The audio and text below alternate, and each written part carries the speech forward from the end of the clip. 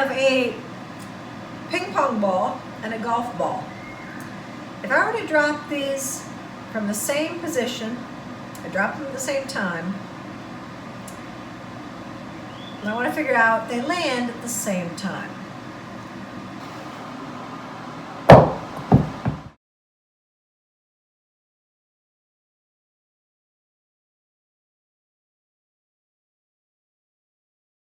A ping pong ball and a golf ball actually land on the floor at the same time. They are accelerating at the same rate. So the acceleration due to gravity on Earth is 9.8 meters per second squared. So that means for every second that they drop, we're adding 9.8 meters. So the first second, they actually go 9.8 meters. Second, it will be twice that. So 19.6 meters. Third second, it would be 3 times. So they are accelerating as they're going down.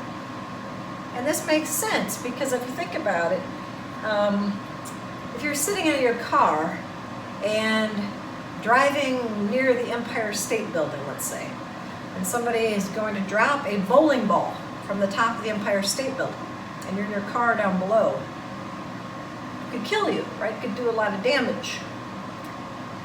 Well, maybe not kill you. There's a lot of speed, right? There's going to be a huge force. That bowling ball hits your car. However, if the bowling ball is dropped from a foot above your car, it's not going to do as much damage, because it hasn't been able to pick up enough speed. So we know that things accelerate as they drop toward the Earth. And that acceleration is due to gravity, and it's a constant. So it's 9.8 meters per second squared. That's the acceleration due to gravity. If I were to have a ball of toilet paper, rolled up toilet paper, and compare that to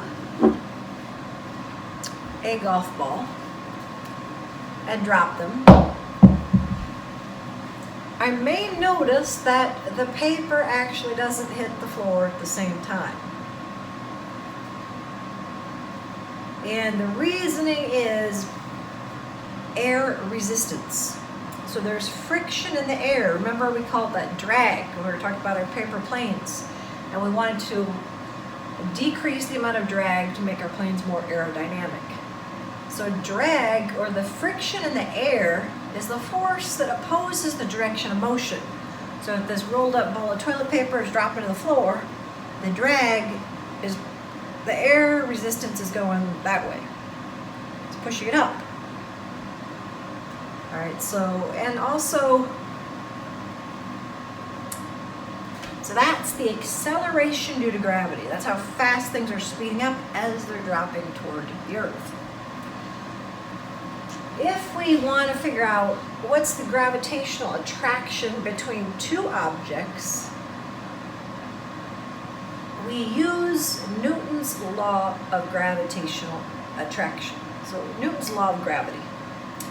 And Newton's law of gravity states that the gravitational force is determined by the distance between the two objects and the mass of the objects.